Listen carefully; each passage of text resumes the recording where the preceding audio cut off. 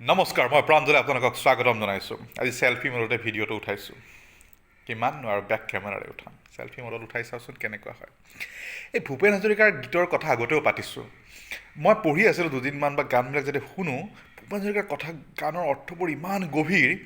কেতিয়াবা গান শুনি থাকোঁতে গানৰ সুৰত হয়তো আমি শব্দবোৰলৈ কেতিয়াবা ধ্যান দিয়া নাযায়, কিন্তু যদি আমি অকণমান কবিতাৰ দৰে শুনো, শব্দবোৰ ইমান ভাল লাগে। শব্দবোৰ যিটো গাঢ়তা, ডেপ্থ আৰু ইমান শব্দবোৰ ষ্ট্ৰং, শুনিলে কি সেই সময়তে তেখেতে ইমান ধুনীয়াকৈ লিখিছিলে।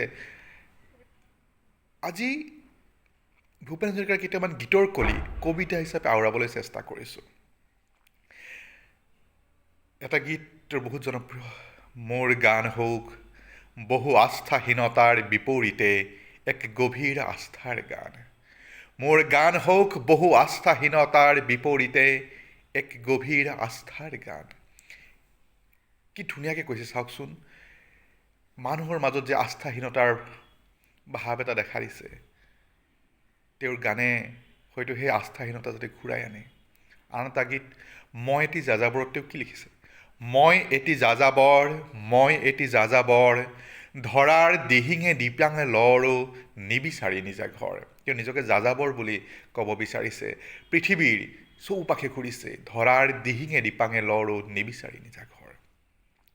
মই লুইতৰ পৰা মিচিচিপি হৈ ভলগাৰ ৰূপ চালোঁ, অটোৱাৰ পৰা অষ্ট্ৰিয়া হৈ পেৰিছ সাৱটি ল'লোঁ। পৃথিৱীৰ হয়তো প্ৰত্যেকটোখন চহৰ বা প্ৰত্যেকটো সভ্যতাৰ কথা মিচিচিপি নদী হৈ ভলগা নদীলৈ গৈছে তেওঁ।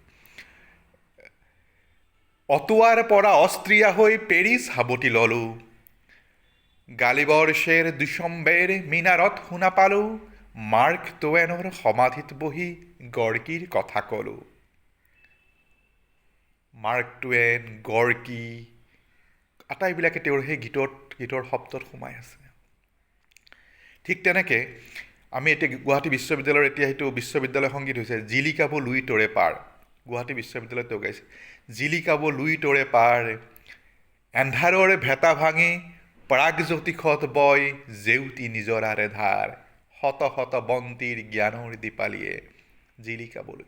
সেই গীতবোৰ যদি ভাবোঁ, ব্ৰহ্মপুত্ৰৰ পাৰত অৱস্থিত সেই গুৱাহাটী বিশ্ববিদ্যালয়, যেতিয়া প্ৰথম বিশ্ববিদ্যালয় স্থাপন হৈছিল, সকলোৱে আশা কৰিছিল পোহৰৰ সৌৰভ বিলাব আৰু এন্ধাৰ নাখিব গুৱাহাটী বিশ্ববিদ্যালয়ে আৰু এটা ভৱিষ্যতৰ সন্ধান দিব।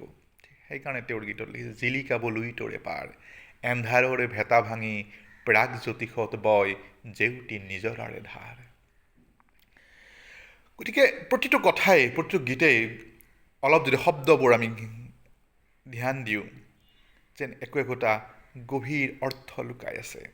আৰু এনেকুৱা বহুত গীত আছে, আমি মাজে মাজে কবিতাৰ দৰে উপস্থাপন কৰিবলৈ চেষ্টা কৰিম।